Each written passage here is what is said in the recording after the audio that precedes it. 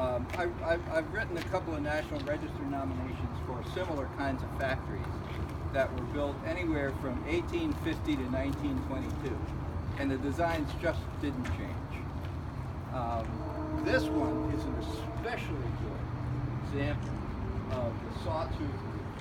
If you look back to this one, you'll see that each of the more vertical planes of these roofs are glass. And the idea we talked about before about there not being any kinetic lighting, reliable electrical lighting, it couldn't get much better than this. Each one of these, this really lights up the floor. This was built as the Dresden Lace Works, and it during World War I there was a real backlash against anything German.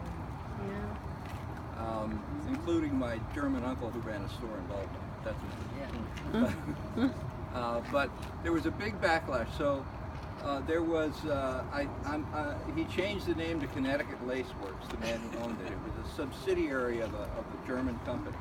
And then I think later it was actually taken by some kind of war reparations board. And eventually resold, and then I don't remember how long it continued the function of the lace manufacturer. Norwalk had a huge garment industry: hats, shirts, ladies' dresses, ladies' underwear, all kinds of things. Raincoats, shoes, all of which needed support industries. So Norwalk had at least 2 lace works. This was clearly the biggest. I think it was the largest in Connecticut. There was one down on in South Norwalk, which the homeless shelter is now converting into housing at a health clinic, the Betsy Papard lace mill. And there were label makers, paper box makers, felt makers that then they would take the rabbits and turn them into felt. And then the hatters would take the blanks and turn them into hats. There are those who say there were more hats made in Norwalk than in Danbury, but you know, who wants to arm wrestle? So, but this was one of the support industries, and the shirts and all the other garment industries and the hat industries were the mainstays of Norwalk industry throughout the Victorian era. Those, along with the Norwalk Iron Works, which made compressors, all designed by Ebenezer Hill and his son. And everybody know Two Roads Beer? Yes. I knew I'd get a good response. Well, the factory up in they have a factory in Stratford, and it's kind of a T-shaped building. And they right now occupy just the top of the T.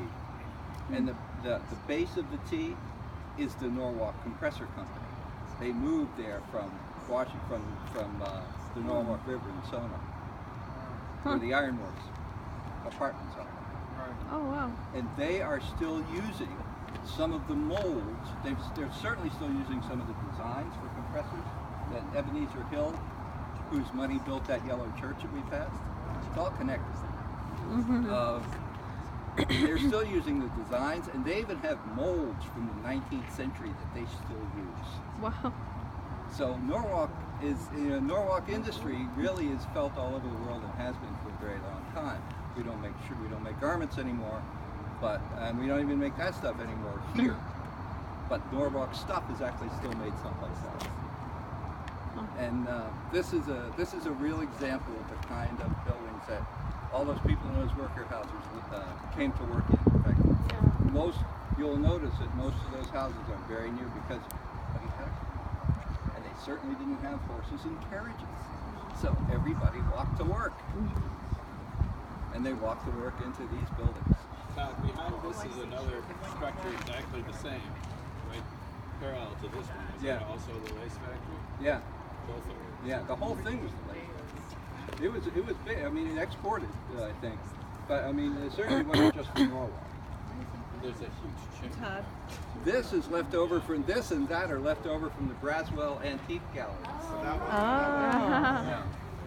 I was going to say there used to be a train stop right where we came over the train tracks there, fairgrounds, and there used to be a Norwalk Fair in this area. There was a first horse trotting track, and then it was gentlemen's car races. So that was around that same time. Well, that was very typical. I mean, I'm going to go back to my uncle in Baltimore, whose his father came over in the 1870s, 1880s, I think, and he was a sport.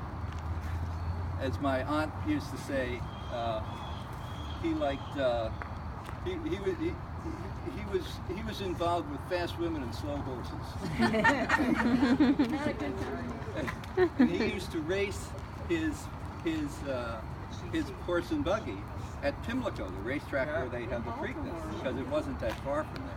So they used to all these guys would come. They would go down to the and track. There's a WPA mural. Much like guys racing the Camaro. In Norwalk, the City Hall, there's a WPA mural that has the same type of horse trotting races that used to happen there. Well, that was at the Danbury Fair, but this is. Yeah, no, but it was the same type of It was track. I'm a glad racetrack actually- go of ahead. Manresa too. Oh, there was? Yeah. I just want to add that this roof was on factories around the country. My father worked in an American Standard plant in Trenton that had a sawtooth roof, and he loved the light that it threw. It's indirect because it always faces north, but it makes great art galleries. Dia Beacon has a 19th century roof, and it's perfect for displaying modern art. And also Mass Mocha in North Adams, Mass, has the same thing. So these factory buildings turned out to be actually the natural lighting, perfect gallery lighting. Yeah. It was interesting how it was used for a different purpose back then. Absolutely, and Mass Mocha is a place that you should all go to if you're in there, North Adams. It didn't heat up in the summer, Right. faced north, but then also these more gently sloped roofs did heat up in the winter. So you've got a combined winter-summer heating effect from this kind of roof. Yeah. It's like early solar. You probably put I'm solar glad you panels mentioned on the the. other side. I'm glad you mentioned the trains because all these, like the factories in South Norwalk, they were rail spurs, especially through the Norwalk Compressor Company. Those things were and are so heavy that the only way they could be lifted was huge overhead cranes that were kind of hung directly on the steel structure of the building, and they would pick them up and drop them right on a rail car on a siding that went into the building. And I'm sure there were sidings here for this because it's such a big factory. There was probably a siding here because that's the way you transport it. When were all these arched openings bringing in? I don't know. Is so close, it looks like it was original. The chances are the arched openings were original, and when they Yeah. were it's hard to say. Huh. And there's beams. Yeah, you're right. I mean, the bricks look as old. All the bricks look about the same age, except for those. Huh. I really don't know. I don't know that much about the history. There's beams. There were beams that came out. They were just telling me that